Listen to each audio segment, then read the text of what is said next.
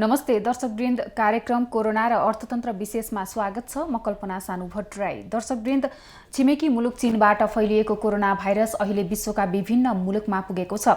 यसैगरी नेपालको कुरा गर्नुपर्दा नेपालमा पनि कोरोना भाइरसको कारणले डर त्रास पैदा भइरहेको छ।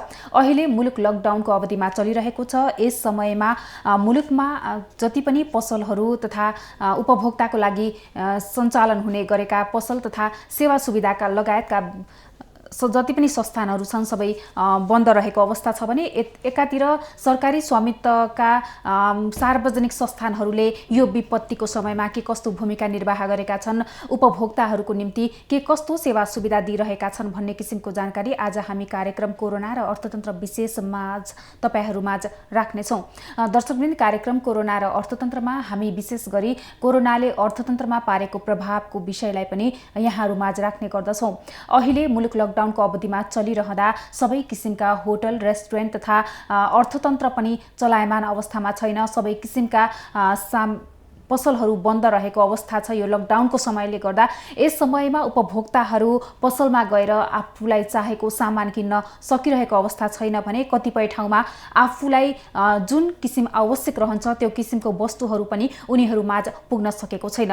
यसैमा सरकारी स्वामित्वका सार्वजनिक संस्थानहरूको अहम भूमिका पनि हुने गर्दछ। दर्शकवृन्द, दशैं तिहारको समयमा पनि सार्वजनिक संस्थानहरूले उपभोक्ताको निम्ति भनेर विभिन्न किसिमका सुपथ मूल्य पसलहरू सञ्चालन गरेका हुन्थे अनि अहिले पनि जुन यो कोरोनाको समयमा विभिन्न किसिमका सार्वजनिक संस्थानहरूले आफ्नो तवरबाट सेवा सुविधाहरू दिँदै आएका छन्। उपभोक्ताहरूलाई जुन किसिमको सामान अभाव हुने डर पनि रहेको छ। यदि लकडाउनको यो समय लम्बिँदै गयो भने भोलिको दिनमा सामान अभावको सामना गर्नुपर्ने हो कि भन्ने किसिमको भय पनि रहेको छ। यसैगरी सार्वजनिक संस्थानहरूले आफ्नो भूमिका, आफ्नो कर्तव्य कसरी निर्वाह गरिरहेका छन् यो किसिमको जानकारी आज हामी तपाईहरूमाझ राख्नेछौँ। दर्शकवृन्द, हामी कोरोना र अर्थतन्त्र विशेषमा रहेका छौँ। हामीले अहिले जुन विभिन्न ठाउँमा मुलुकका सहर केन्द्रित नभएर ग्रामीण भेगहरूका स्थानहरूमा पनि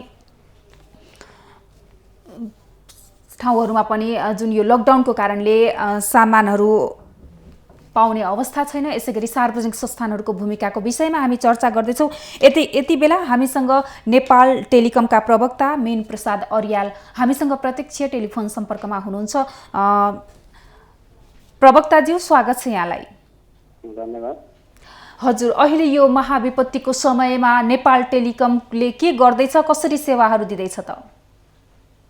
यो खास गरी म नेपाल टेलिकम भन्नाले म नेपाल दूरसञ्चार प्राधिकरणको तर्फबाट केही कुराहरू राख्न चाहन्छु होइन। हजुर हजुर।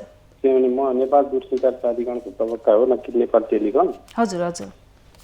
त्यो हुनाले नेपाल दूरसञ्चार प्राधिकरण चाहिँ नेपालमा समग्र दूरसञ्चार सेवाको नियमन र व्यवस्थापन गर्नको लागि गठित संस्था हो र अहिले खास गरेर यो जुन ग्लोबल क्राइसिस जुन चाहिँ इमर्जेन्सी, हेल्थ इमर्जेन्सी क्रिएट भएको छ यो बखतमा खास गरेर डिजिटल मिन्सहरूको उपयोगिताहरू, यसको आवश्यकता औचित्य बढेर गएको हामीलाई महसुस भएको छ। त्यो हुनाले नेपाल दूरसञ्चार प्राधिकरणले खास गरी यो अहिले आइटी अर्थात् आइसिटी अर्थात् दूरसञ्चार सेवा अहिले क्रस कटिङ इस्यु भइसकेको छ। भनेको अर्थ सबै जस्तो आयामहरू, शिक्षा होस्, स्वास्थ्य होस्, खानेपानी होस्, ऊर्जा होस्, व्यापार होस्, ई गभर्नेन्स होस्, सबै ठाउँमा चाहिँ यसको व्यापक उपयोगिताहरू बढ्दै गएको अवस्था हो। अब यसै क्रममा नेपालमा पनि हामीले यो कोरोनाका बखत जुन लकडाउन भएको अवस्था छ त्यतिखेर डिजिटल माध्यम अर्थात् आइसिटी तथा दूरसञ्चारलाई अत्यधिक प्रयोग गरेर जनमानसहरूले आफ्ना गतिविधि छिटो रूपमा सहज रूपमा गर्न सकुन् भन्ने मनसायले हामीले खास गरेर नेपाल टेलिकम र एनसेलको नेटवर्कमा पनि विभिन्न खाले सेवाहरू प्रवाह भइरहेको अवस्था छ। त्यस्तै गरेर हाम्रो इन्टरनेट सेवा प्रदायकहरूले पनि इन्टरनेट सेवालाई सहज रूपले उपलब्ध गर्नको लागि आफ्नो भरपुर चाहिँ प्रयास गरेको अवस्था छ। नेपाल टेलिकम र एनसेलले अहिले लकडाउनको समयमा रिचार्ज गर्दाखेरि बोनस उपलब्ध गराउने, त्यस्तै गरेर विभिन्न सर्ट कोडहरू प्रयोग गरेर जानकारीमूलक सामग्रीहरू चाहिँ नेपाली जनमानसमा उपलब्ध गराउने कल रिङ ब्याक टोन चाहिँ को माध्यमबाट पनि सूचना सामग्रीहरू उपलब्ध गराउने, त्यस्तै गरेर इन्टरनेट सेवामा, त्यस्तै गरेर टेलिफोन सेवामा चाहिँ छुटको प्रबन्धहरू मिलाइएको अवस्था छ। हजुर हजुर प्रवक्ताजी हो, यो इन्टरनेटको छुटको कुरा गर्नुपर्दा कसरी दिइराख्नु भएको छ यो सेवालाई पनि बताइदिनुहोस् न। इन्टरनेटको छुटको सम्बन्धमा खास गरेर यो नेपाल सरकारबाट नै अहिले यो जुन लकडाउनको अवस्थामा चाहिँ 25% छुट दिने भन्ने जुन निर्णय भएको थियो त्यो कार्यान्वयन गर्नको लागि हामीले नेपालका सबै इन्टरनेट सेवा प्रदायकहरूलाई तथा नेपाल टेलिकम तथा एनसेललाई जुन इन्टरनेट सेवा शुल्कमा 25% छुट दिनको लागि निर्देशन दिएको अवस्था छ। त्यस्तै गरेर यो लकडाउनको अवधिमा कतिपय अवस्थामा मान्छेहरू बाहिर निस्किन सकेको अवस्था छैन, अहिले ट्रान्सपोर्टेसनको व्यवस्था छैन होइन, त्यो हुनाले उनीहरूले बिलहरू समयमा तिर नसकेको अवस्था पनि छ। त्यो हुनाले यो बिचमा चाहिँ लाइन नकाट्ने र पछि भुक्तानी दिँदाखेरि थप जस्तो नलाग्ने गरेर प्रबन्ध मिलाउनको लागि पनि हामीले प्रबन्ध मिलाएको अवस्था छ।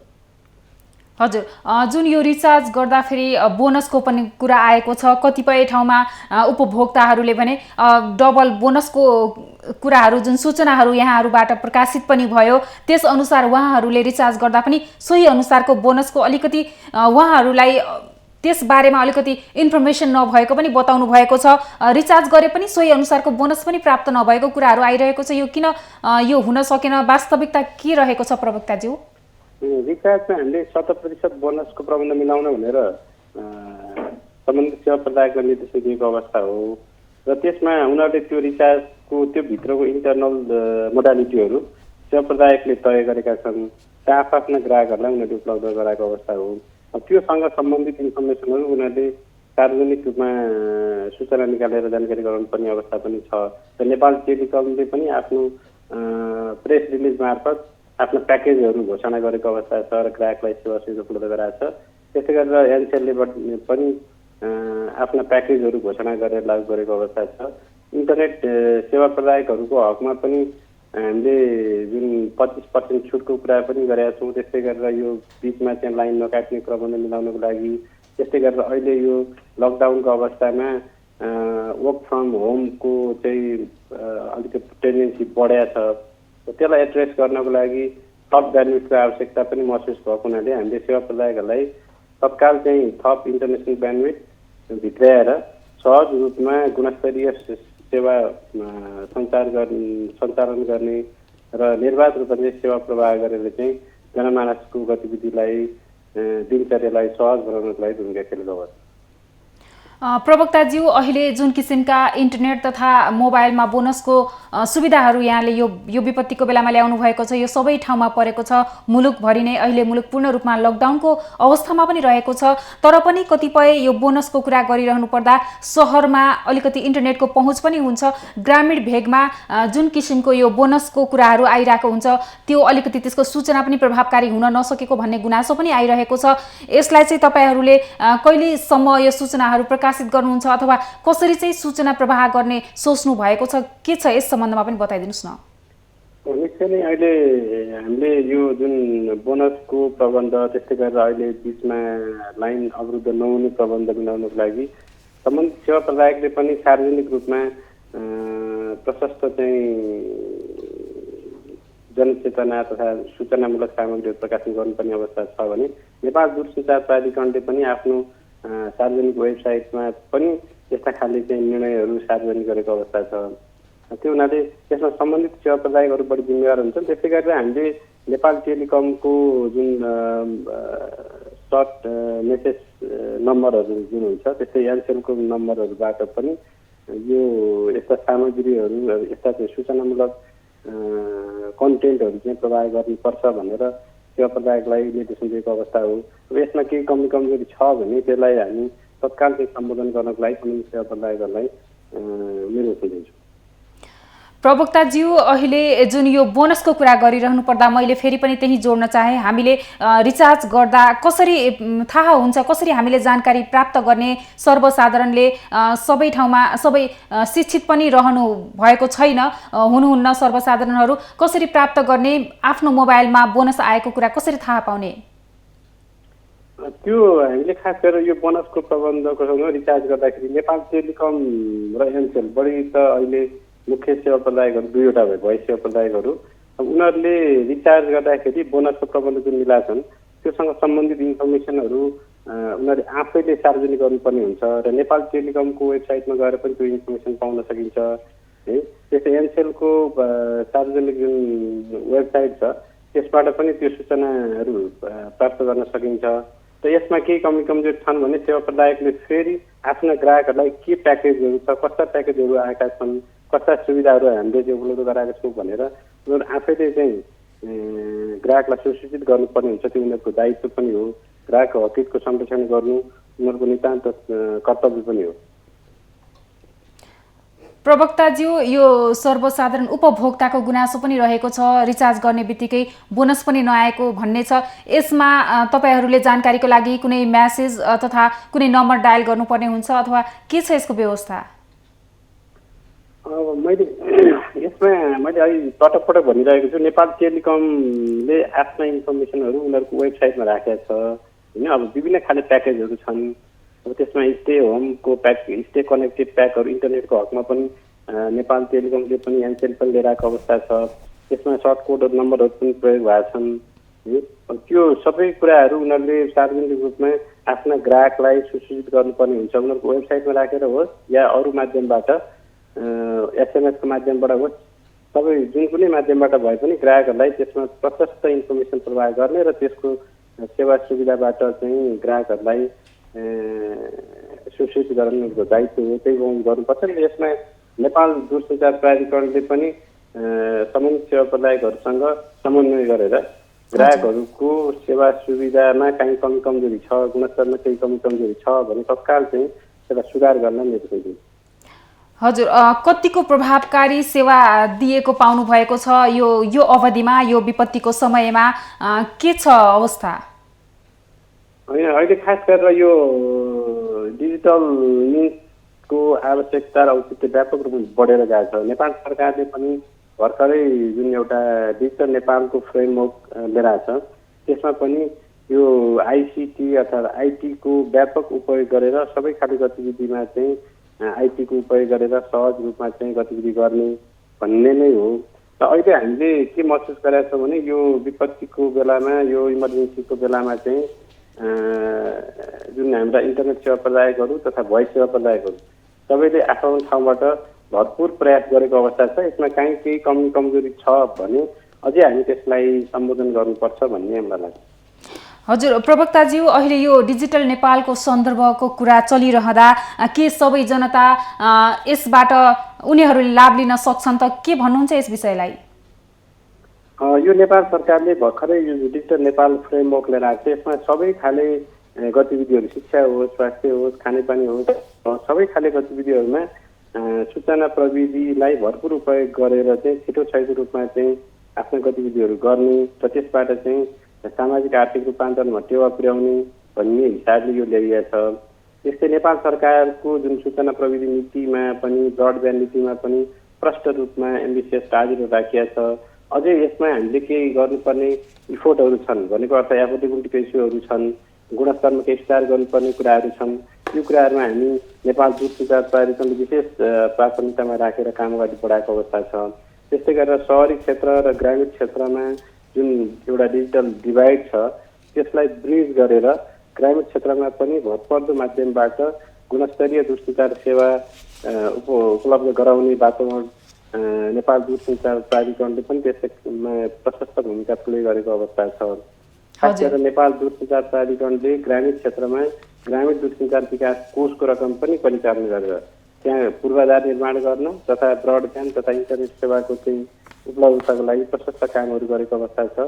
र 3वटा प्रोजेक्टको माध्यमबाट 77 जिल्ला सदरमुकाममा उच्च क्षमताको सूचना महामार्ग निर्माण कार्य अगाडि बढाइएको अवस्था छ। त्यस्तै सबै ग्रामीण क्षेत्रहरूमा त्यहाँका सबै सामुदायिक विद्यालय, हस्पिटल, गाउँपालिका, नगरपालिका लगायतका सबै ठाउँमा चाहिँ ब्रडब्यान्ड इन्टरनेट पुर्याउने भनेर हामीले 18वटा आयोजनाहरू अगाडि बढाएको अवस्था हो। र त्यसको भौतिक प्रगति हेर्नुहुन्छ भने पछिल्लो अवस्थामा करिब 58% आधारमा पुगिसकेको छ। यो आर्थिक वर्षमा अब यो कोरोनाको कारणले गर्दाखेरि केही डिले हुने जस्तो हुन गएको अवस्था छ।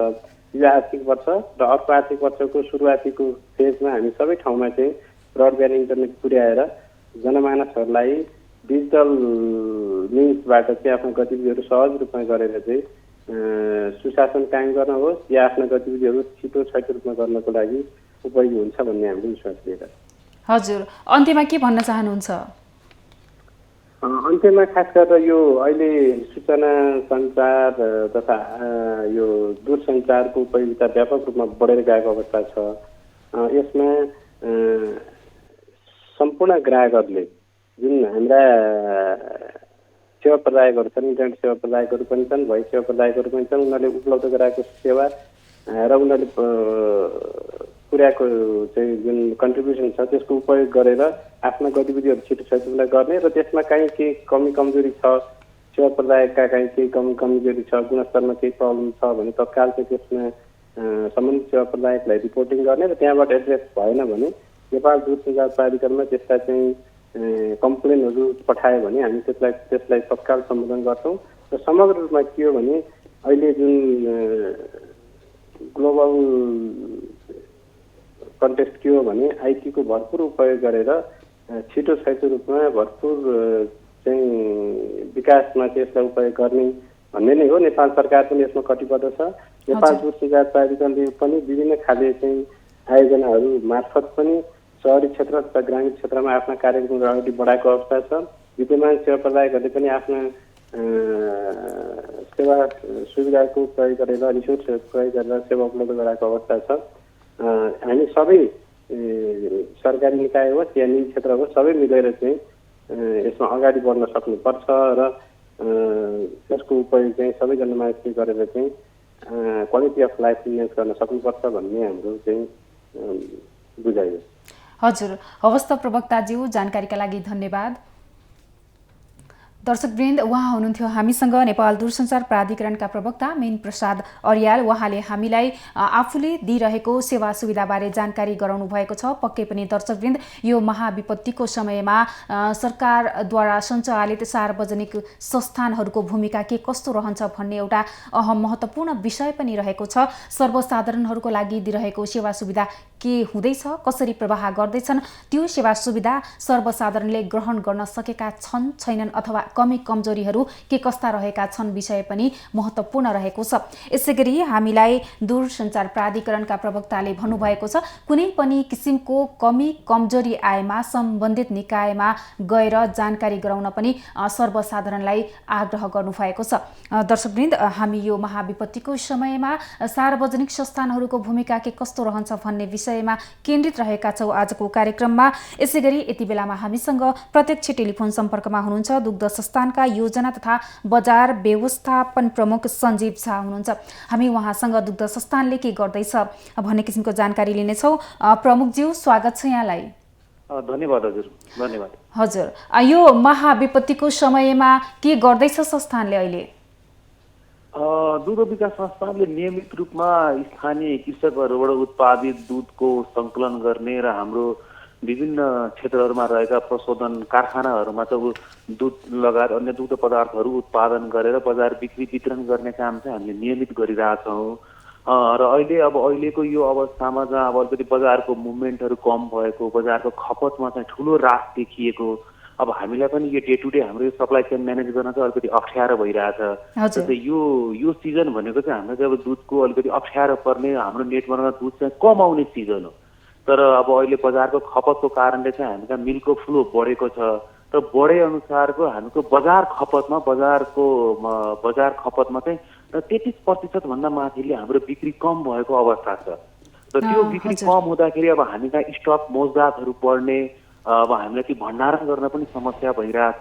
र त्यो आजको समयमा हजुरको अब हामीसँग खपत नहुन सकेको दुधलाई चाहिँ हामीले अब धुलो दुध र बटर कन्भर्सन गरेर हामी मौजदात स्टकिङ गर्ने गर्छौँ हामी। र आज हामीसँग 800 मेट्रिक टन हामीसँग एसएमपी भनेको धुलो दुध स्किम मिल्क पाउडर हामीसँग मौजदात रहेको छ। हामीसँग 561 मेट्रिक टन हामीसँग बटर स्टक रहेको छ। र यो पैसाको हिसाबमा हामीले अब 80 करोड भन्दा माथिको रकमको सामान चाहिँ हामीलाई स्टकिङ भएर बसेको छ। अब यसले गर्दाखेरि हाम्रो कृषकलाई गर्ने भुक्तानी, हाम्रो दैनिक कार्य सञ्चालित विभिन्न हाम्रा एक्टिभिटिजहरू चाहिँ अब नगद प्रवाहमा पनि हामीलाई असर परिरहेको छ।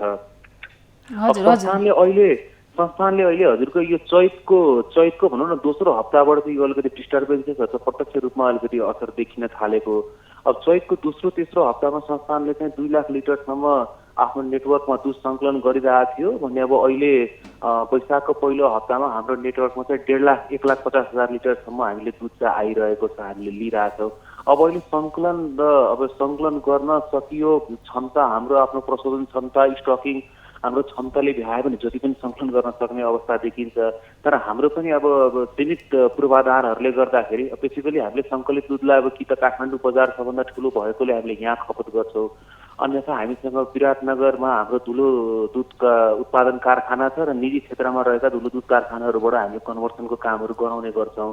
हाम्रो विराटनगरको कारखाना पनि फुल फ्लेजमा अहिले सञ्चालन भइरहेको अवस्था छ। अब निजी क्षेत्रका पनि कारखानाहरू चाहिँ अब त्यहाँ पनि अलिकति केही फ्लो त बढिया छ, ट्राफिक प्रब्लम छ, त्यहाँनिर पनि ओभरलोड भइरहेछ। हजुर कति मात्रामा खपत हुने गरेको छ अहिले यो समयमा? अहिले यो चाहिँ हाम्रो नियमित अहिले हाम्रो काठमाडौँ भनौँ न सबभन्दा ठुलो काठमाडौँ उपत्यकामा हामीले नर्मली 90,000 देखि 95,000 चाहिँ प्रशोधित दुध मात्रै बजारीकरण गर्थ्यो भने त्यो आज घटेर आएर 73,000 हामीले दैनिक बजारमा आपूर्ति गरिरहेछौँ, मतलब खपत भइरहेछ हाम्रो। र संस्थानको टोटल बजारीकरण हामीले दैनिक 1,30,000 लिटर हामी अन्य दुध लगायत अन्य दुग्ध पदार्थहरू पनि गरेर हामीले बजारीकरण र खपत गर्ने गर्थ्यौँ, जुन आज घटेर आएर हजुरको 85,000 दैनिक बजारीकरण मात्रै भइरहेको अवस्था छ। यसले गर्दाखेरि संस्थानमा लगभग 45,000 को हामी कहाँ सरप्लस मिल्क आएर डिपोजिट भइरहेछ। हजुर, यो अवस्थामा स्टक कसरी, अब तपाईँहरूले भन्नुभयो स्टक पनि बढी नै मात्रामा अहिले बढी पनि रहेको छ भन्नुभएको छ, के छ यो स्टक गर्नु नै यसको विकल्प हो कि अरू केही उपायहरू छन्? अहिले अब खपत किन हामी किसानबाट उत्पादित दुधलाई पनि अब हामीले केही व्यवस्थित गर्नुपर्छ। नेपाल सरकारको अब यो निकाय भएकोले, राज्यप्रतिको जिम्मेवारी वहन गरेको निकाय भएकोले किसानबाट उत्पादित दुधको समुचित व्यवस्थापन हुनुपर्छ, बजार पहुँचहरू सुनिश्चित गर्नुपर्छ भन्ने ग्राउन्डमा चाहिँ हामीले सङ्कलन कार्यक्रमहरूलाई चाहिँ नियमित राखेका छौँ। अब यस्तै बढ्दै गयो भने चाहिँ अलिकति हामीलाई पनि यो कटाउनलाई चाहिँ अप्ठ्यारो पर्छ। अब आउने अब भनौँ न बजारको अलिकति मुभमेन्ट, अलिकति बजार सहज भयो भने अब बाहिर अन्तर्राष्ट्रिय बजारबाट आउने दुग्ध पदार्थहरूको आयातलाई केही समयलाई चाहिँ रोकेर अब हाम्रो यहाँको स्थानीय स्टकमा जे जति अब डिडिसिएसमा पनि छ, निजी क्षेत्रहरूमा पनि केही त्यस्ता उत्पादनहरू रहेका छन्, तिनीहरूलाई अब खपत तिनीहरूलाई सकाएर अब तिनीहरूलाई भ्याकेन्ट गरेर मात्रै फेरि अब यो अन्तर्राष्ट्रिय बजारको सामानहरूलाई फेरि आउन दिने त्यो किसिमको व्यवस्था गरियो भने त्यो एउटा सहज हुन्छ। अब हाम्रो आफ्नो स्टकिङ क्षमताले नभ्याएर हामीले बाहिर पनि भाडामा लिएर सामानहरू राखिरहेछौँ अहिले। हजुर प्रमुखज्यू, हामीले काठमाडौँ बाहिरको कुरा गर्नुपर्दा अवस्था कस्तो छ, त्यहाँ के कसरी संस्थानले काम गरिरहेको छ?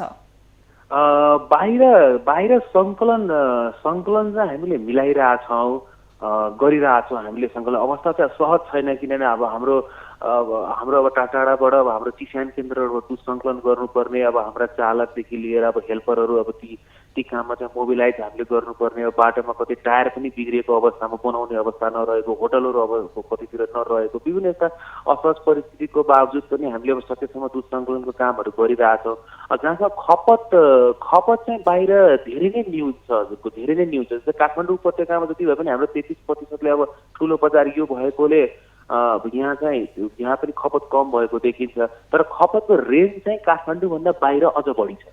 हजुर, जस्तो अहिले यो सार्वजनिक संस्थानको कुरा गरिरहनु पर्दा यो विपदको समयमा हामीले कतिको प्रभावकारी हुँदैछ कार्यलाई उपभोक्तामाझ कसरी सेवा सुविधा दिँदै आउनु भएको छ त? अनि हामीले बजारमा उपभोक्ताहरूलाई चाहिँ यो आपूर्ति व्यवस्थालाई कुनै किसिमको रोकटोक नगरिकन हामीले यस्ता आफ्ना नम्बरहरू उपलब्ध गराएका छौँ। हामी अब सम्पर्कमा छौँ, हाम्रो आफ्ना बिक्री केन्द्रहरू पनि सञ्चालनमा रहेका छन् र हामीले दैनिक रूपमा आफ्नो आपूर्ति हामीले काठमाडौँ उपत्यकामा दैनिक सधैँ हामी 41वटा गाडी चाहिँ हामी बाहिर मोबिलाइज गर्छौँ। हाम्रो विभिन्न 1400वटा बुथहरू छरिएका छन्, त्यसमध्ये कति बुथहरू अब काठमाडौँबाट धेरै भ्याकेन्ट भएको, हाम्रो विक्रेताहरू पनि कति काठमाडौँबाट बाहिर निक्लिनु भएकोले सबै ठाउँ त्यो उसमा छैन, सञ्चालनमा छैन। तर हामीले आफूले गर्ने हाम्रा आफ्ना नेटवर्कहरूलाई चाहिँ हामीले एक्टिभली नै मोबिलाइज गरेर बजारमा वितरण गर्ने कामहरू गरिरहेछौँ। त्यसबाहेक जति पनि डिपार्टमेन्ट भाटपट्टि स्टोरहरू छ, अब अहिले थुप्रै अनलाइन स्टोरहरूले हामीबाट सामान उठाइरहनु भएको छ। सामान उपलब्ध गराउने कामलाई लिएर कतितिर नपुगेको सूचना हामीसँग आयो भने त्यहाँनिर हामीले पुर्याउने कामहरू चाहिँ हामीले गरिरहेछौँ। हजुर प्रमुखज्यू, अहिले जुन यो समयमा आएर कृषकहरूले दुग्ध पदार्थ बेच्ने किसानहरू चाहिँ अहिले मर्कामा परिरहेको अवस्था पनि छ। यस विषयलाई के भन्नुहुन्छ? सरकारले के कस्तो किसिमको राहतको प्याकेज ल्याउनु आवश्यक छ?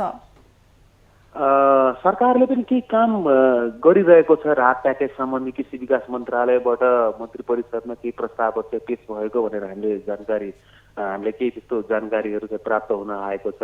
अब संस्थानले आफ्नो गर्नुपर्ने आफ्नो दायित्व, किनभने अब हामीलाई पनि कस्तो संस्थानको पनि एउटा लिमिटेड पूर्वाधार, लिमिटेड हाम्रो त्यो कन्जम्सन गर्ने, त्यसलाई म्यानेज गर्ने हाम्रा पूर्वाधारहरू लिमिटेड भएकोले हामीले अब सङ्कलित दुधलाई कि त हाम्रो खपत गर्नु पर्यो बजारीकरणले, कि त त्यसलाई हामीले धुलो दुध र बटर बनाएर कन्भर्सन गराएर गर्नुपर्ने हुन्छ।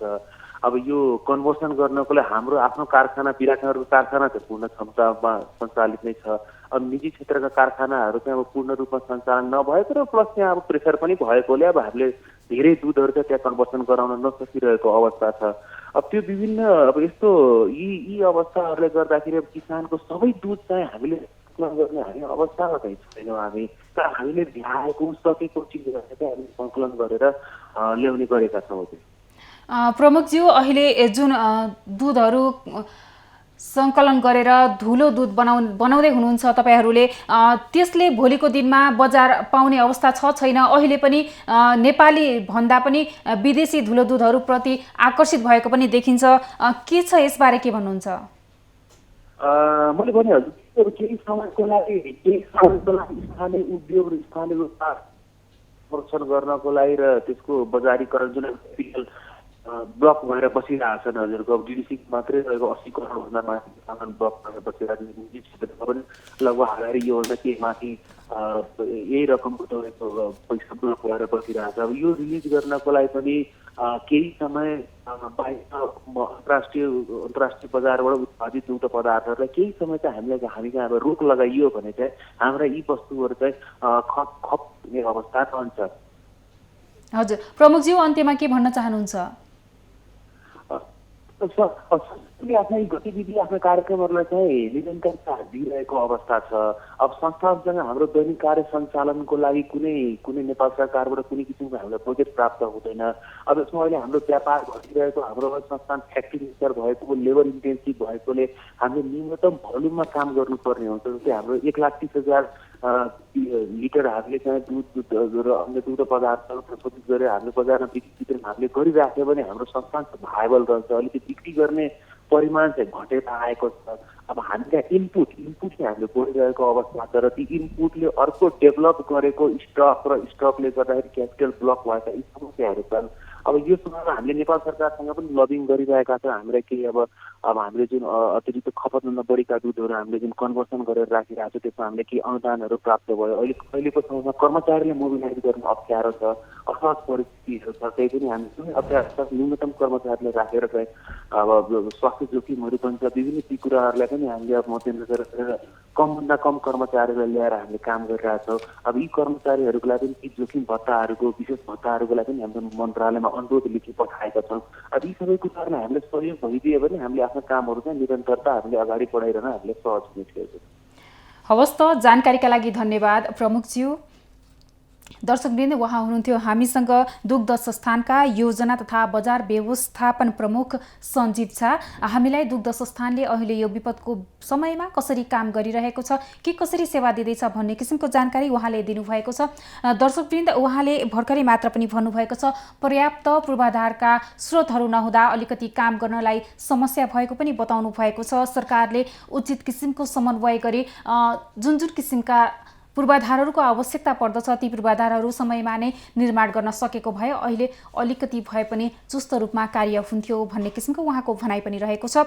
दर्शकवृन्द, हामी कोरोना र अर्थतन्त्र विशेषमा छौँ। आज हामी सार्वजनिक संस्थानहरूको विपदको समयमा के कस्तो भूमिका रहन्छ भन्ने किसिमको जानकारी तपाईँहरूमाझ राखिरहेका छौँ। अहिले यो विपदको समयमा सरकारी स्वामित्वबाट सञ्चालित भएका सार्वजनिक संस्थानहरूले आफ्नो तवरबाट सेवाहरू दिइरहेको पनि अवस्था अवस्था छ भने उपभोक्ताहरूले कतिपय ठाउँमा ती सेवा सुविधाहरू प्राप्त गर्न सकिरहेको अवस्था छैन, उनीहरूलाई पूर्ण रूपमा जानकारी पनि छैन कसरी हामीमाझ सेवा सुविधाहरू आउँदैछ, त्यसलाई आफूले कसरी प्राप्त गर्ने भन्ने किसिमको जानकारी नहुँदा पनि समस्यामा परिरहेको अहिलेको अवस्था छ।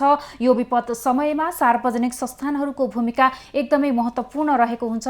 दर्शकवृन्द, हामी कोरोना र अर्थतन्त्र विशेषमा रहेका छौँ। हामीले कार्यक्रममा विशेष गरी कोरोनाको कारणले अर्थतन्त्रमा के कस्तो प्रभाव पार्दछ, अहिलेको यो परिस्थितिमा के कस्ता क्रियाकलापहरू आर्थिक गतिविधिहरू भइरहेका छन्, भोलिका दिनमा अर्थतन्त्रलाई चलायमान बनाउनको लागि के कस्ता कदमहरू अहिलेको यो वर्तमान समयमा चालिनु आवश्यक रहन्छ भन्ने किसिमको जानकारी तपाईहरूमाझ हामीले विभिन्न क्षेत्रमा सम्बन्धित रहेका व्यक्तित्वहरूसँग कुराकानी गरेर पनि जानकारी दिँदै आएका छौँ।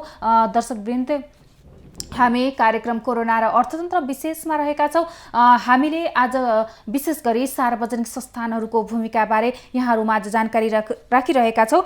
यसै गरी यति बेला हामीसँग खाद्य संस्थानका प्रवक्ता शर्मिला नेउपाने प्रत्यक्ष टेलिफोन सम्पर्कमा हुनुहुन्छ। के गर्दैछ खाद्य संस्थानले, उहाँसँग हामी जानकारी लिनेछौँ।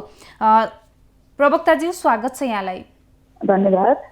हजुर, अहिले यो विपदको समयमा खाद्य संस्थानले के गर्दैछ? अहिले यो विश्वव्यापी महामारीको समयमा चाहिँ नेपालको सरकारी कम्पनीका हैसियतले खाद्य व्यवस्था तथा व्यापार कम्पनीले आफ्नो कार्यालय भएको नेटवर्कको 35वटै कार्यालय, डिपो कार्यालय तथा विभिन्न बिक्री केन्द्रबाट कम्पनीसँग रहेका खाद्य वस्तुहरू बिक्री वितरण गरिरहेको छ हैन। त्यसै गरी राहत स्वरूप वितरणका लागि स्थानीय तहहरूलाई समेत आफूसँग भएको खाद्य वस्तुहरू चाहिँ उपलब्ध गराइरहेको छ। र उपत्यकाको हकमा भन्नुपर्दाखेरि चाहिँ हामीले आफ्नो कार्यालय भएको स्थान बाहेक थप 4वटा स्थानबाट पनि खाद्य वस्तुहरू चाहिँ उपलब्ध गराइरहेका छौँ। र भर्खरै हामीले गत बुधबार चैतको 26 गतेदेखि चाहिँ यो उपत्यकाको रिङ रोड भित्रका ग्राहकहरूको लागि चाहिँ अनलाइन सेवा मार्फत चाहिँ होम डेलिभरीको पनि व्यवस्था मिलाएका छौँ। हजुर प्रवक्ताज्यू, यहाँले भन्नुभयो हामीले 4 ठाउँमा उपत्यकाभित्र पनि पसलहरू सञ्चालन गरेका छौँ भन्नुभएको छ। कुन कुन ठाउँमा पसलहरू सञ्चालन रहेका छन् त? यसमा चाहिँ हाम्रो कार्यालय भएको छापाथलीमा त यो छँदै नै छ हैन। त्यस पछाडि भक्तपुरको सूर्य विनायकमा, लगनखेलको प्रयाग पोखरीमा, अनि रामशाह पथमा र नखुमा गरेर थप 4 स्थानमा पनि बिक्री केन्द्रहरू सञ्चालन गरिरहेका छौँ। हजुर प्रवक्ताज्यू, अनलाइनको सेवा तथा होम डेलिभरीको पनि कुरा गर्नुभएको छ। कसरी हामीले जुन सर्वसाधारण उपभोक्ताहरूले त्यसको सेवा लिन पाउनेछन् यसबारे पनि बताइदिनुहोस् न। यसको लागि चाहिँ हामीसँग nepalfood.gov.np भन्ने पोर्टल रहेको छ। त्यो पोर्टलभित्र गएर हामीसँग उपलब्ध भएको खाद्य वस्तु र ग्राहकलाई आवश्यक परेको खाद्य वस्तु चाहिँ अर्डर गर्न सकिनेछ र त्यो अर्डर प्लेस भएको अर्को दिनसम्म चाहिँ हामीले उहाँहरूको घर घरमा चाहिँ उक्त खाद्य वस्तुहरू चाहिँ पुर्याउने व्यवस्था मिलाएका छौँ। प्रवक्ताज्यू, यहाँले राजधानी केन्द्रित मात्रै भन्नुभएको छ, विभिन्न किसिमका सुपथ मूल्य पसलहरू पनि यो विषम परिस्थितिमा मुलुक पूर्ण रूपमा सबै ठाउँमा नै लकडाउनको अवस्थामा रहेको छ, तर पनि राजधानी केन्द्रित नै किन हुन पुग्यो त? छैन, राजधानी केन्द्रित मात्रै पनि छैन। जस्तो हाम्रो कार्यालयको नेटवर्क भनेको पूर्वदेखि पश्चिमसम्म फैलिएर रहेको छ र हाम्रा हरेक कार्यालयहरूबाट चाहिँ खाद्य वस्तुहरू बिक्री भइरहेका छन्। र त्यस्तै गरी स्थानीय तहहरूले पनि जुन राहत स्वरूप वितरण गर्ने चामलहरू चाहिँ हामीले उपलब्ध गराइरहेका छौँ। हजुर, कस्तो यो खाद्यान्नको ढुवानीको अवस्था कस्तो छ, सहजता कस्तो छ? अहिले हामीसँग सबै क्षेत्रमा, हाम्रो सबै स्थानहरूमा चाहिँ जुन मौसदातको अवस्था चाहिँ राम्रो छ। अहिले ढुवानी पनि भइरहेकै छ। यो अवस्थामा पनि ढुवानीहरू भइरहेको छ। हामीले एक ठाउँमा भएको खाद्यान्नलाई अर्को ठाउँमा जहाँ आवश्यक परेको छ त्यहाँ चाहिँ उपलब्ध गराउन सम्भव भइरहेको छ र हाम्रो सबै ठाउँमा चाहिँ स्टकहरू उपलब्ध छ। म्याम, यो महाविपत्तिको समयमा तपाईँहरूले दिँदै आउनुभएको सेवा सुविधा कतिको प्रभावकारी भएको पाउनु भएको छ? पक्कै पनि अहिले हामीले आम ग्राहकहरूबाट पनि सुनिरहेका छौँ। यस्तो अवस्थामा चाहिँ खाद्यले चाहिँ हामीलाई चामलहरू उपलब्ध गराइरहेको छ भन्ने सुन्नमा आएको छ र उपत्यकामा पनि हामीले आफ्नो नेटवर्क मात्र नभइकन थप बिक्री केन्द्रहरू स्थापना गरेर र अनलाइन सेवा मार्फत चाहिँ सेवाहरू उपलब्ध गराइरहेका छौँ। र अर्को कुरा चाहिँ अब यो समयमा यस्तो समयमा चाहिँ के होला त खाद्य वस्तुको चाहिँ उपलब्धता भन्ने जुन आम जनताहरूको चाहिँ क्युरियोसिटी छ त्यसको लागि चाहिँ हामीसँग एनफ स्टक छ भनेर हामी एस्योर गराइरहेको अवस्था छ। प्रवक्ताज्यू, कति समयलाई पुग्ने मौजुदात हामीसँग रहेको छ? अहिले यो डर पनि रहेको छ भोलिका दिनमा भोकै मरिनु पर्ने हो कि भन्ने सर्वसाधारणको डर पनि रहेको छ, यसलाई पनि खुलाइदिनुहोस् न, कति समयलाई पुग्ने मौजुदात हामीसँग छ? यस्तो छ, अब हामीले यति समय जस्तो एउटा खाद्य कम्पनी भनेको चाहिँ एउटा प्रतिनिधित्व गर्ने कम्पनी हो, यसमा निजी क्षेत्रको पनि उत्तिकै भूमिका छ र उहाँहरूले पनि निर्वाह गरिराख्नु भएकै छ होइन। र अब तथ्याङ्कहरूले चाहिँ निजी क्षेत्रसँग पनि प्रशस्त मात्रामा खाद्य वस्तुहरू चाहिँ मौतामा छ भन्ने छ र हामीसँग पनि त्यसको ब्याकअपमा एउटा एस्युरेन्सको लेभलमा यदि निजी क्षेत्र चाहिँ सक्षम नभएको अवस्थामा कम्पनीसँग चाहिँ खाद्य वस्तुहरू मौतामा छ भनेर एस्युरेन्स गर्ने अवस्था चाहिँ छ म्याम। हजुर प्रवक्ताज्यू, यदि लकडाउन लम्बिँदै गयो भने तपाईहरूले जुन मौजुदातको हिसाब राख्नु भएको छ त्यसको अवस्था कस्तो होला, के सोच्नु भएको छ? यस्तो छ, अहिले हाम्रो पक्कै पनि मौजुदात क्रमिक रूपमा घट्दै गएको छ। हाम्रो बिक्री वितरण चाहिँ सबै तर्फबाट भइरहेको छ र यही कुरालाई मध्यनजर गरेर हामीले थप चामल खरिदको लागि पनि केन्द्र आह्वान गरिसकेका छौँ। हामीले खरिद प्रक्रिया अगाडि बढाइसकेका छौँ। जुन यो सबै ठाउँमा राजधानी मात्र नभएर सबै ठाउँको कुरा गर्नुपर्दा स्थानीय तहहरूले कसरी काम गर्दैछन्, कतिको प्रभावकारी हुँदैछ, यसको आकलन राख्नु भएको छ छैन? यस्तो छ, अहिले चाहिँ हाम्रो विभिन्न ठाउँहरूमा देशको विभिन्न ठाउँहरूमा चाहिँ स्थानीय निकायहरूबाट हाम्रो कम्पनीको कार्यालयहरूबाट चाहिँ राहत वितरणको लागि भनेर चामल खरिद गरेको डेटा हामीसँग छ। अहिलेसम्म चाहिँ 25,000 क्विन्टल चामल चाहिँ राहत वितरणको लागि मात्रै बिक्री भइसकेको चाहिँ हाम्रो रेकर्डमा देखिन्छ। हजुर, अन्त्यमा के भन्न चाहनुहुन्छ? अन्त्यमा चाहिँ म आम उपभोक्ताहरूलाई भन्न चाहन्छु कि जुन किसिमको परिस्थिति हामीले सामना गरिरहेका छौँ यसको लागि चाहिँ कम्पनीले कुनै पनि हालतमा आफ्नो भर मजबुत प्रयास गरेर कसैलाई चाहिँ भोकै पर्ने अवस्था दिने छैन भन्ने कुरा चाहिँ एस्योरेन्स गराउन चाहन्छौँ। हवस् त प्रवक्ताज्यू, जानकारीका लागि धन्यवाद। हजुर, हस् धन्यवाद। दर्शकवृन्द, उहाँ हुनुहुन्थ्यो हामीसँग खाद्य संस्थानका प्रवक्ता शर्मिला नेउपाने। अहिले यो विपद परिस्थितिमा उपभोक्ताहरूले कतिको सहजताका रूपमा सामानहरू पाइरहेको अवस्था छ भन्ने किसिमको जानकारी उहाँले हामी माझ राख्नु भएको छ। स्थानीय तहसँग समन्वय गरेर खाद्य संस्थानले आफ्नो क्षेत्रमा रहेका सर्वसाधारणहरूलाई सही रूपमा सामानहरू उपलब्ध गराएको पनि हामीलाई जानकारी गराउनु भएको छ भने कतिपय स्थानहरूमा भने जुन प्रभावकारी रूपमा हुन पनि सकेको छैन, स्थानीयहरूले उपभोक्ताहरूले सही सरल रूपमा सामानहरू पाउन नपाएको अवस्था पनि रहेको छ। दर्शकवृन्द, अहिले यो विषम परिस्थितिमा आउँदा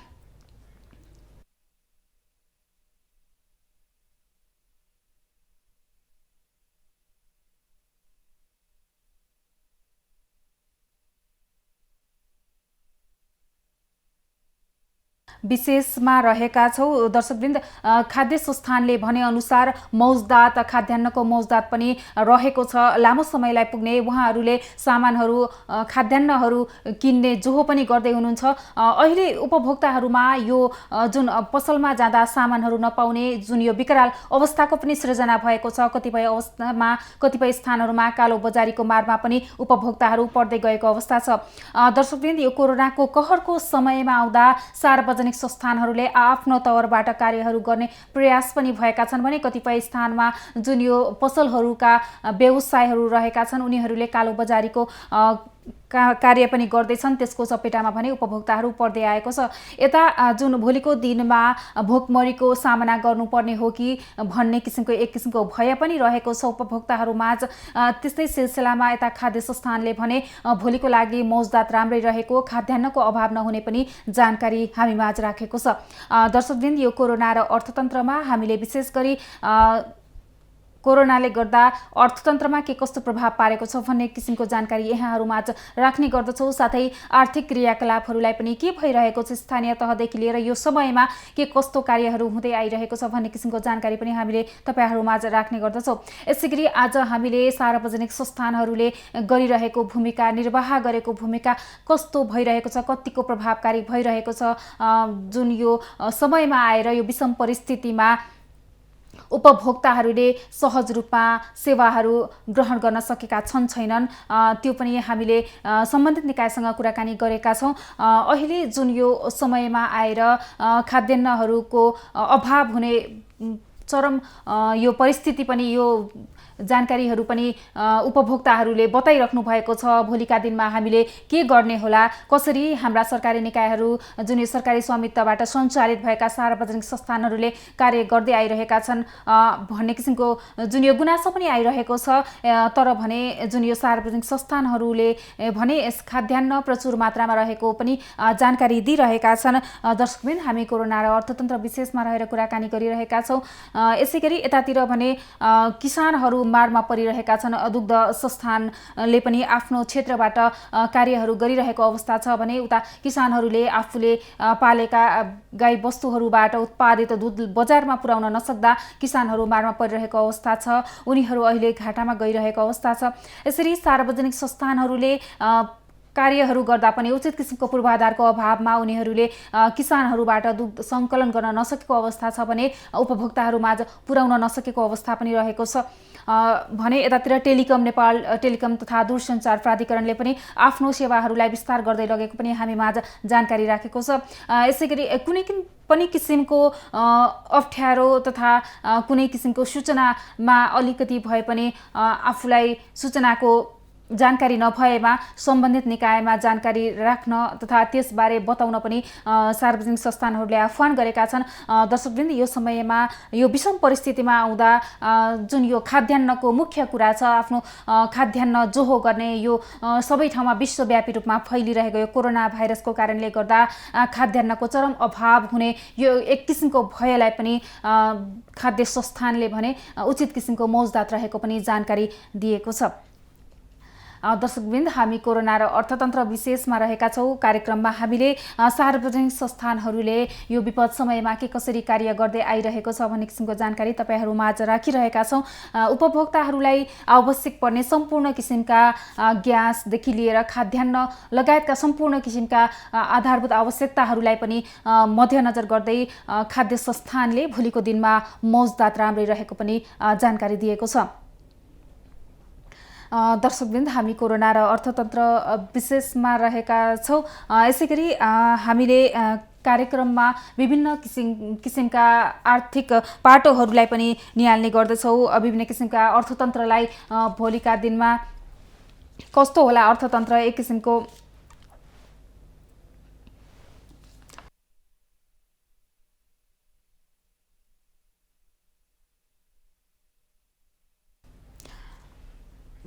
दर्शकवृन्द, यो कोरोनाको कारणले गर्दा अहिले विश्वभरि नै जुन किसिमको कहर फैलिरहेको छ, विश्वका विभिन्न मुलुकहरूमा कोरोनाले संक्रमण फैलाइरहेको अवस्था छ। यसै गरी नेपाल पनि अहिले लकडाउनको अवधिमा चलिरहेको छ। नेपालमा लकडाउनको यो अवधिमा आइपुग्दासम्म विभिन्न क्षेत्रमा रहेका कम्पनीहरूले, जुन सार्वजनिक संस्थानहरूले आफ्नो मातहतमा रहेर कार्यहरू गरिरहेको अवस्था छ भने जुन यो होटल तथा रेस्टुरेन्ट व्यवसायहरू सञ्चालन हुन सकिरहेको अवस्था छैन। उद्योग धन्दाहरू बन्द रहेको अवस्था छ। यसले गर्दा उपभोक्ताहरूमा एक किसिमको भय पनि रहेको छ। भोलिको दिनमा खाद्यान्नको सङ्कट उत्पन्न हुने हो कि यो सृजना भयो भने कसरी आफूहरूले आफ्नो जीवनयापन गर्ने एक किसिमको भय पनि रहेको छ। यसै गरी हामीले यसै विषयलाई केन्द्रित रहेर हामी कार्यक्रममा आज हामीले सार्वजनिक संस्थानहरूको भूमिका कस्तो रहन्छ विपद परिस्थितिमा आइपर्दा भन्ने किसिमको जानकारी राखिरहेका छौँ। सार्वजनिक संस्थानहरूले बेला समयमा नै विभिन्न किसिमका नेपालमा मनाउने चाडपर्वहरूको समयमा पनि सुपथ मूल्य फसलहरूको सञ्चालन गरेर जनमानसमा एक किसिमको सेवा प्रदान गर्दै आइरहेको अवस्था पनि छ भने यो विपद परिस्थितिमा अझ जुन प्रभावकारिता अपनाउन पनि आवश्यक छ। जुन खाद्य संस्थानले स्थानीय तह अहिले जुन यो स्थानीय तहसँग समन्वय गरेर पनि कामहरू गरिरहेको अवस्था छ। यसै गरी हामी दर्शकवृन्द कोरोना र अर्थतन्त्र विशेषमा रहेर कुराकानी गरिरहेका छौँ। यसै गरी हामीले यति बेलामा हामीले नेपाल साल ट्रेडिङ कर्पोरेसनका डिभिजन म्यानेजर ब्रजेश कुमार झा यति बेला हामीसँग प्रत्यक्ष सम्पर्कमा हुनुहुन्छ। म्यानेजरज्यू, स्वागत छ यहाँलाई। धन्यवाद। हजुर, यो समयमा कसरी कार्य गर्दैछ सरकारी स्वामित्वबाट सञ्चालित यो साल ट्रेडिङ कर्पोरेसनले, यसबारे बताइदिनुहोस् न। हामीले पहिलेको भन्दा पनि अझ बढी समय दिएर अहिले सेवा पुर्याइरहेका छौँ। हामी कहाँ अब गाडीहरू नै आइपुग्ने भएकोले अब त्यसलाई बिहानैदेखि अनलोडिङ प्रक्रियाहरू सुरु हुन्छ। बिहान 6 बजेदेखि अनलोडिङ सुरु भइसकेको हुन्छ र त्यसपछि तपाईँको 10 बजेदेखि हाम्रा विभिन्न काउन्टरहरूबाट बिक्री र अन्य डिलरहरूलाई दिने सामान डिस्प्याच गर्ने अथवा चाहिँ विभिन्न नगरपालिकाहरूबाट राहतको लागि लिन आउने खरिद गर्न आउने हुने टिमहरूलाई हामीले चाहिँ बिलिङ गरेर सामान दिएर पठाइरहेका हुन्छौँ। हजुर म्यानेजरज्यू, अहिले जुन यो कालो बजारीको पनि कुरा आइरहेको छ त्यसलाई नियन्त्रण गर्न के गर्दैछ साल ट्रेडिङले? अहिले कालो बजारीको पाटो साल ट्रेडिङको होइन, त्यो वाणिज्य विभागले अथवा सिडिओ कार्यालयबाट हुने चिज हो त्यो कुरा चाहिँ नियन्त्रण। तर हाम्रो डिलरले कतै केही बदमासी गरेको सूचना भएको खण्डमा हामीले डिलरसिपसम्म खारिज गर्न सक्ने जुन प्रावधानहरू छन् त्यस हिसाबले हामी हाम्रा डिलरलाई चाहिँ कारबाही गर्न सक्छौँ। बाँकी अन्य व्यापारीलाई चाहिँ हाम्रो अधिकार क्षेत्रभन्दा बाहिरको हुन जान्छ। हजुर हजुर म्यानेजरज्यू, जस्तो त्यहाँबाट सामानहरू किनेर अन्य ठाउँमा लगेर बेच्ने पनि गरेको छ होइन, यो पाइएको छ, त्यसलाई चाहिँ तपाईँहरूले कसरी पहिचान गरेर सामानहरू वितरण गर्नुभएको अवस्था छ त? हामीबाट डिलर नेटवर्क मार्फत त पुरै अधिराज्यभरि नेपालभरि नै सामानहरू जान्छ होइन, विभिन्न कार्यालयहरू मार्फत। काठमाडौँभित्र पनि अब हाम्रो डिलर नेटवर्क मार्फत चाहिँ सामान उठाएर विभिन्न रिटेल काउन्टरहरूमा गइरहेको हुन्छ। त्यही भएर त्यो चाहिँ अब हामीले तोकेको रेट हुन्छ, हाम्रो प्राइसिङ हुन्छ होइन, प्याकेटमा चाहिँ लेखिया हुन्छ त्यसको मूल्य चाहिँ, त्यस हिसाबले नै खरिद गर्न उपभोक्ता जीवहरूमा निवेदन गर्न चाहन्छौँ हामी। हजुर अहिले यो म्यानेजरज्यू, हजुर म्यानेजरज्यू, अहिले यो विपद परिस्थितिमा आइपर्दा जुन उपभोक्ताहरूमा एक किसिमको भय पनि रहेको छ, नुन चिनी तथा ग्यास लगायतका खाद्यान्नको अभाव हुने हो कि भोलिका दिनमा भन्ने के भन्नुहुन्छ? कति मात्रामा मौजदात रहेको छ त?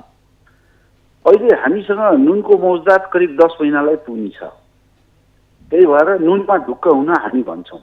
हजुर र विगतको इतिहासले देखाएको छ भने नेपालमा जस्तै परिस्थिति आए तापनि सल ट्रेडिङले नुनको अभाव चाहिँ हुन दिएको छैन। चाहे त्यो 63 सालको आन्दोलन होस् या 72 सालको भूकम्पको बेला होस् या 36 सालको आन्दोलन होस् या 46 को ट्रेन एन्ड ट्रान्जिट नवीकरण नभएको बेला होस् या दोस्रो मधेस आन्दोलन र अवशेष नाकाबन्दी होस्, नुनको अभाव भएको छैन।